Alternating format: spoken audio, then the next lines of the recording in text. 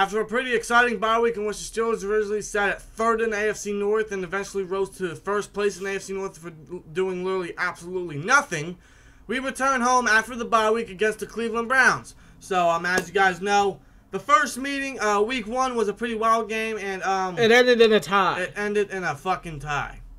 So for this game, we're looking for a different outcome and one that we're going to be happy with. Of course. And of course that game was the game in which T.J. Watt became the legit GOAT. And of course you could very well expect him to have another great game against the Browns because he usually does. As of right now in his career, he usually takes a Browns, if you get what I mean, on the Browns. Yeah, pretty much. He has a very strong, very rich and pretty resume against the Browns in his career. So another great game against the Browns could be very expected. Hopefully that does come true. But Cleveland Browns, man. I will say they're looking promising as of right now. They're looking okay. I mean, there's not really much I can say about them. They are showing some signs. They are showing some light of being, or they have shown signs that they could have been a potential 6-1 team. But as usual, as the Browns, they fail. Fuck up, yeah. They fail. And for this game, we're definitely not going to take them lightly because there are a few things I am worried about this game. It's not really much about the Browns, although I will say that ever since Baker Mayfield stepped into the starting role and started over Tyrod Taylor, they have done intensively better, in my honest opinion. This whole Browns team, offense and defensively, they've gotten better. They've actually won some games. Yeah, honestly. And just based on how the games have ended or how they could have ended, the Browns could have won more games than they already have, Yeah. But like we said, as usual, they fail. But like we said, we're not going to take them lightly. We're not going to underestimate them whatsoever. But one thing that really worries me a lot about this game is our history, specifically our most recent history with games after bye weeks. You look at 2014 against New Orleans Saints, where we kept it close in the end, but we allowed 5 touchdowns to Drew Brees, which isn't which is expected, but still. And then you look at 2015 with the Seattle Seahawks, in which Doug Baldwin and Russell Wilson and that entire Seahawks defense or offense took a shit on us. They shredded our defense. Yeah, they did. And then you look at 2016 with the Ravens, in which we had a very poor performance, and we only came alive in the fourth quarter. Then you look at last year against the Colts, which speaks for itself. I mean, a god-awful performance against a very weak team that didn't have Andrew Luck or Malik Hooker or anyone on their team, basically. So with our most recent history with the bye week, we've performed very, very poorly. We've performed very awful. Exactly, and that is really what mainly worries me about this game because, it's just I feel like history will eventually repeat itself. Yeah, I can definitely see it. Even though I don't think that should be the case because how the Steelers have so far performed this season, this bye week should be able to allow them to get their crap together, make sure, they fix up their defensive problems and they have better communication. And that's what I'm hoping that I see in this game. But knowing the Steelers' recent history, that probably won't happen. Exactly. And, there is a thing with those games compared to this one. 3 out of those 4 previous games after the bye week have been away games. Now, I'm not saying that this game coming at home will be will have a difference, but, it could. And against a divisional rival, it definitely could. But, against the Browns, we're definitely not going to take them lightly. And I think this will definitely still be a tough challenge because the Browns, although their record, they don't, in my honest opinion, they don't look like what their record speaks, in my honest opinion. I feel like they're much better than what they really are. But, it's the Browns. So yeah, what do you expect? But we're going to start with the Browns offense. Baker Mayfield, ever since he stepped in, they have done very well. And I do think we're going to be going up against, as of right now, definitely a better quarterback than Tyrod Taylor. Exactly, because ever since Mayfield stepped in, it's basically been the shot of adrenaline that they needed for not only their offense, but their entire team. Seriously. Jarvis Landry has done pretty good. Nick Chubb, after they traded Carlos Hyde to the Jags, has done pretty good for him as well. So, with Mayfield in, you can tell there's a big difference with that offense. And against our defense, which, yes, they have had a good last 2 previous games, but do you still trust this defense? Seriously. Especially the secondary, especially since we, as of right now, haven't made a move whatsoever to fix cornerback position. Even though we're hearing that they are interested in some defensive backs like Janoris Jenkins and Garrett Conley, and maybe even Patrick Peterson. They're kind of like on and off with Patrick Peterson, which I don't get why. I'm hearing that they're not interested in him at all, which I don't know why. You know, I don't mind them being interested in Garyon Conley and Janoris Jenkins because, in my honest opinion, they are two immediate upgrades compared to Artie Burns and Cody Sensabaugh. I definitely think so. But how are you interested in those two guys, but not interested in a all-pro fucking Pro Bowl cornerback, a future Hall of Famer, and Patrick Peterson? Yeah, seriously. You know, that's just mind-boggling. He's got a friendly contract. He's only getting $11 million, which really ain't that bad for an all-pro fucking corner. And he has no issues on the field, off the field. He has no injury issues. He has nothing to him. He's like the perfect corner. Yeah, exactly. He is the perfect corner. He's the guy that can fix this defense. I just don't get why the Steelers are always so comfortable with the guys that we got.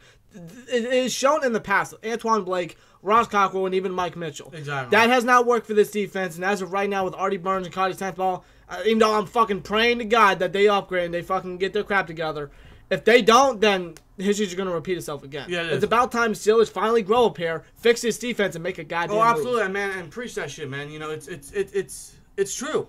You know, Mike Tomlin is a very player-friendly type coach. You know, he was so big on Antoine Blake, and he did god awful. He's probably one of the best, one of the worst cornerbacks that we've ever had in franchise history. Ross Cockrell speaks for himself, and Mike Mitchell. I mean, I don't give a damn if he's doing well with the Colts. I mean, with us, he didn't do a damn thing. Exactly. So, and with Artie Burns and Cody Sensabaugh, that does worry me against this Browns offense because you know they're going to take a lot of advantage. They're going to take complete advantage of that right cornerback position. Exactly. And that's what really worries me. Especially guys like Jarvis Landry. I would even say their rookie receiver. You know, he's been performing very good. Yeah. I mean, their entire offense has been upgraded, in my honest opinion. Seriously. So, and I feel like that the way to win this game is pass rush. You know, because Mayfield, although he is a very elusive, very fast, very comfortable quarterback, especially in his younger years, I feel like pass rush is still the way to beat Mayfield and beat this entire offense. Absolutely. We're known as Blitzburg. We got to blitz. We got to utilize that pass rush early and quickly. Exactly. And like we stated, you know, TJ Watt has a very strong and very pretty, very rich resume and rich history against the Browns. So he should be that number one guy to go get him and everything, you know? Seriously. So as well as this entire pass rush, man, they just got to take advantage of the weak offensive line. In my opinion, it's a weak offensive line. I mean, it's not a bad offensive line, but, you know, with our pass rush... It's not the strongest. It's not against our pass rush. Yeah, guys like Hayward, Tuitt, Hargrave, Dupree at some times, especially Watt. Exactly. So, you know, our pass rush has to take full advantage. And we still don't trust this defense, specifically the secondary, outside of Joe Hayden and Mike Hilton, of course. But outside of that, you know, we still don't trust them, even though they've had a good last two games. So the way for them to win is to play more man coverage, honestly. And that's obvious. You know, it's been a issue with our defense is that the inconsistency, especially when it comes to man coverage, because we always do, every time we do a lot of man coverage, it succeeds well, but we step away from that, which I have no idea why. Yeah, we're very inconsistent when it comes to the defensive play calling, which is why we are very skeptical of Keith Butler for the rest of the season. As well as his entire defense. Seriously. You know, as long as Butler is leading the charge for that defense, you know, we still can't trust him. Seriously, he needs to be more consistent. He needs to do a lot more manning. He needs to utilize the pass rush a lot more. Exactly, and I feel like that's the way to win the game defensively. And to stop the decent Browns offense. Yeah, exactly. So pass rush, basically just get the Mayfield, limit the Browns offense, and secondary just more man coverage. As for the offense, our offense is obviously still very hot. You know, they're clicking more and more as the weeks go by. Absolutely. And coming at home. A big game could be very expected, hopefully. So, and the way to win this game, honestly, in my opinion, and the Browns' defense, you know, they're still no joke. You know, they've... they still got some playmakers. You know, Myles Garrett, Jabril Peppers, Denzel Ward. Absolutely. You know, guys like that. You know, their defense is young, it's feisty, but I feel like that their defense is not what it was, you know, early on in the season. But they do have the most takeaways in the season with, I believe, 20. I believe that is the most in the NFL. That's the one thing that terrifies me. And you know how Ben has been given up a lot of turnovers lately so far this season. That's the one thing that really terrifies me. If the Browns get any takeaways, you can damn well bet the offense is going to strike again like they did in Week 1. Exactly, and I feel like that the way to limit that is obviously establish the running game with James Conner. Yeah, because we all know what James Conner is completely made of. We all know what he can do. I mean, just look at the past two games. Look what happens when you continue to feed him the ball, when you give him the reps that he needs and deserves. And you utilize him. Exactly. I mean, he puts up numbers like out of his ass. Seriously. Like out of nowhere, really. Seriously, I mean, you know, he was a third-round pick, but if you continue to give him the ball, he will play like a first-round pick. Seriously. You know, so just continue to give Connor the ball, continue to feed Connor in the receiving and rushing game as well. As for our receivers, I'm excited to see Denzel Ward and Antonio Brown go at it. That should be a very fun matchup because Denzel Ward has done good all year. Same with Ward and Juju. Exactly. So, as for the, just spread the ball a little more with the receivers. Vance McDonald continue to step up. I want to see a little bit more of James Washington getting Seriously, there. I feel like he's been very underutilized. He's not really getting a lot of reps like we all hope. I hope that changes because I really want to see how he is because we saw how he was in preseason training camp. Exactly, and we drafted him in the second round for a reason. So start utilizing him. Please. It's not something that we're going to be too worried about because even some of the best receivers and Steelers history have had slow starts. Seriously. Guys like Hines Ward and Antonio Brown and Juju Smith-Schuster last year, he had a pretty slow start before going off. So hopefully this is the game where we start seeing more of James Washington and him starting to show that second round potential and everything. Exactly. So, just reveal, show that dynamic receiver that he was had the potential to be. Absolutely. So as for the offense, just continue to feed Connor, spread the ball a little more on offensive line like you did against the Bengals. Be completely flawless. That's one thing that we didn't really mention in our Bengals recap is that they allowed 0 sacks. They allowed.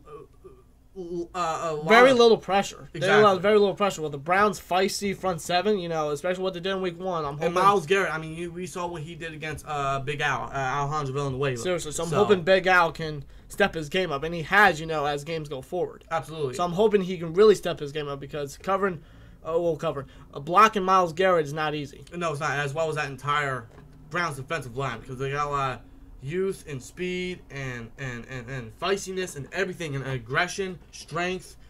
They are a very scary defensive line in my honest opinion. They're a dynamic defensive line. They are, especially with Myles Garrett leading the way. So offensive line definitely step up in this game. Just continue to feed Connor the ball, spread the ball a little more. As for the defense, as we said, pass rush, we have to win this game defensively. That's how you win this game, honestly. Absolutely. So anyway, guys, Week 8. Is it Week 8? Yeah, Week 8. I'm sorry, I'm not used to the bye week being this late. I'm usually used to it being kind of midway into the season, like Week 9, Week 10, and shit like that. Right. So, and especially with the week off, we kind of lost track and shit. So, Week 8, Steelers versus Browns in Heinz Field should be a very interesting game. Let's just get this done, man.